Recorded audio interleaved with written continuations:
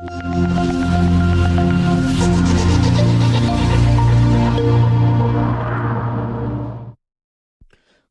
utiliser différents formats de numérotation dans un même document Word? Alors, dans cette vidéo, nous parlerons premièrement de numérotation. Par la suite, nous verrons le processus pour insérer différents formats de numérotation. Et enfin, nous verrons comment personnaliser un format de numérotation dans un document. Alors, reste jusqu'à la fin de la vidéo pour ne rien rater. Voilà. Donc, commençons déjà par parler de numérotation. La numérotation, c'est quoi? La numérotation, simplement, c'est un indice comme ceci. C'est un élément qu'on insère sur une page, dans un document en fait. Ça peut être à l'entête ou au pied des pages du document. Et cet élément va nous permettre en fait de nous repérer dans le document. D'où numérotation de page. Donc, généralement, ça nous permet de nous repérer facilement. On va dire, allez à la page 1. Vous allez aller directement à la page 1. Ça va donc permettre de repérer les éléments de manière très facile. Voilà. Maintenant, parlant de format de numérotation, c'est simplement la manière dont doit être écrit cette numérotation ou bien ce numéro de page. On peut voir ici différents formats.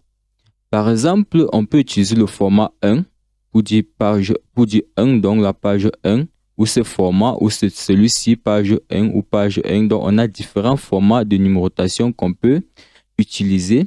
Ou alors, on peut utiliser les éléments en chiffres romains comme ceci, I ici, page I, ainsi de suite. Ou alors, on peut utiliser les lettres alphabétiques, sauf qu'avec les lettres alphabétiques, les éléments sont limités. Puisqu'avec les lettres alphabétiques, on ne peut aller que jusqu'à Z. Après Z, il n'y a plus d'alternative. Donc, les éléments pour les numéros, les lettres alphabétiques, en fait, c'est simplement pour numéroter, par exemple, les éléments comme les pages sommaires, puisqu'on peut les compter, on peut les dénombrer facilement. Voilà. Donc, maintenant, nous allons voir concrètement comment insérer ce genre de numérotation dans le document. Il faut comprendre déjà une chose, c'est que lorsque vous voulez paramétrer un élément de mise en page de manière différente dans le même document, vous allez faire intervenir la notion de saut de page, la notion de section automatiquement. C'est automatique. Pour ceux qui ont regardé la vidéo précédente, comment enlever le numéro de page sur la première de couverture, voilà, vous allez comprendre de quoi il s'agit. Donc, si vous n'avez pas regardé cette vidéo, je vous invite à cliquer sur le lien dans la description pour pouvoir regarder la vidéo parce que ça vous permettra de mieux comprendre ce qu'on va faire ici présentement. Voilà. Donc, ici, dans mon cas de figure, j'ai un document, voilà. J'ai un document qui a été élaboré à l'avance pour la vidéo.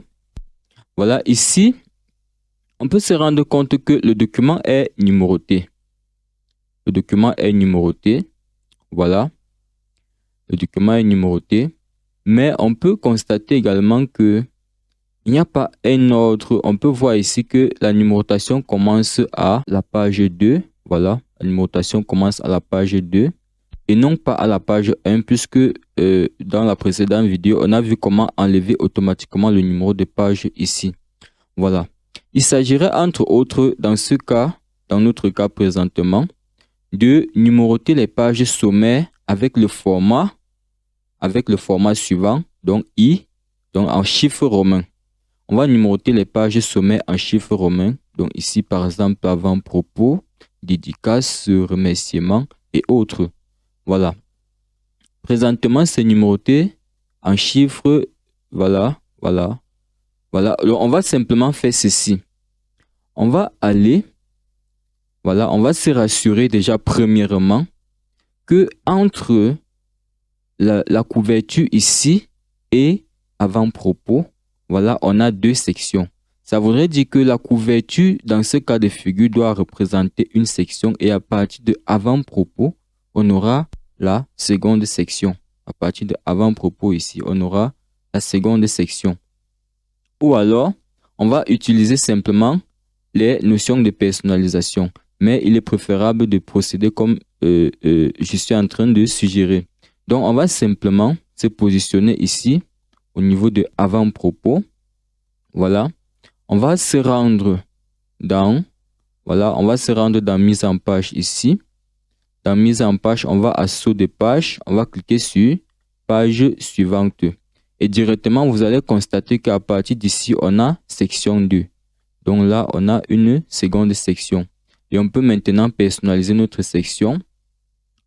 Voilà, vous allez constater que dès qu'on a choisi section 2, le numéro de page a disparu simplement parce que précédemment, dans la vidéo précédente, nous avons vu que en cochant ici, voilà, lorsqu'on active l'entête et pied de page, lorsqu'on coche première page différente, le numéro de page disparaît. Sauf que ici, dans notre cas de figure, il ne s'agit plus de la page de garde. Donc, on va activer l'entête et pied de page. On va revenir décocher simplement, voilà, première page différente pour que le numéro de page apparaisse comme ceci. Voilà. On va se rendre maintenant dans l'onglet Insertion. Puis, on se rend à numéro de page ici. Ensuite, on choisit Format des numéros de page. Voilà. Format des numéros de page. Voilà. Une fois que c'est fait, on va simplement venir ici, choisir.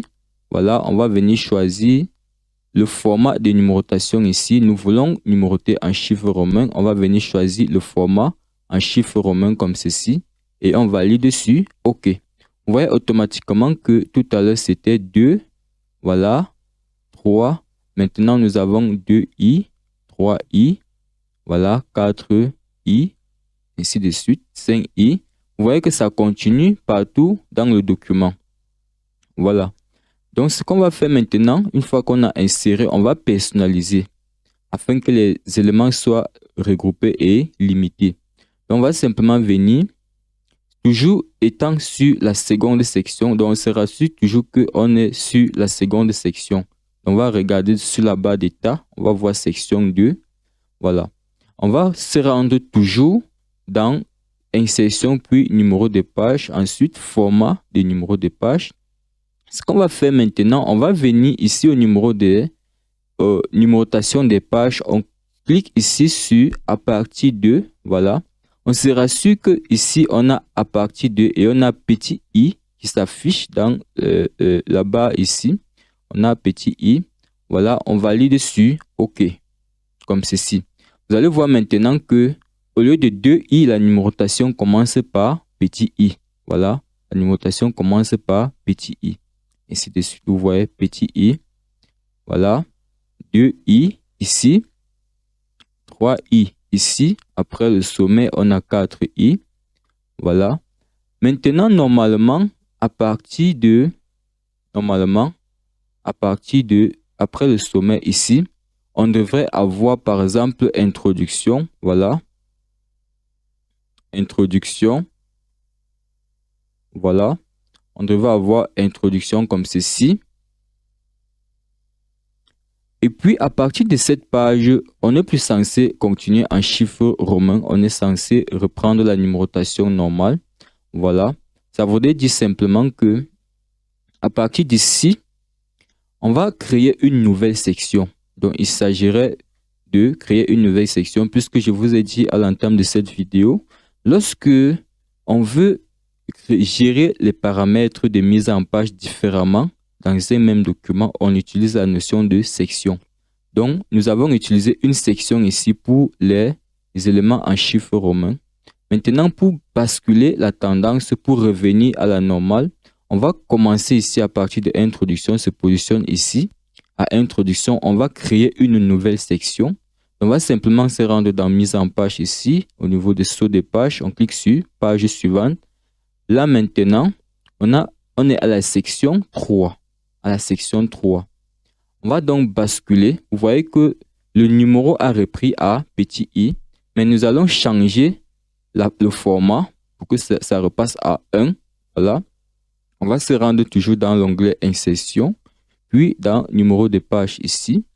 Voilà. Au niveau de format de numérotation, voilà, format de numéro de page, on choisit ici format de numérotation. On revient à 1, 2, 3. Et on se rassure qu'à partir de, on a 1 ici. On valide simplement. Et on verra qu'on a 1. Voilà. Par la suite, 2. Ainsi de suite. Vous voyez que la suite du document est numérotée de la même manière. Donc, comme on l'a bien ici dit dans la précédente vidéo, si on veut gérer par exemple ici, comme on avait un document en plusieurs parties, on doit reprendre en fait le même processus. Ça veut dire on reprend encore ici, à partir de cette page-ci, on va considérer qu'il s'agit d'une partie du document. On va insérer une nouvelle section, ainsi de suite, donc jusqu'à la fin de jusqu'à la fin du document en fait. Donc voilà un peu ce que je tenais à partager avec vous dans cette vidéo. N'hésitez pas à liker, à partager et surtout à laisser un commentaire pour vraiment encourager. Merci et à la prochaine vidéo.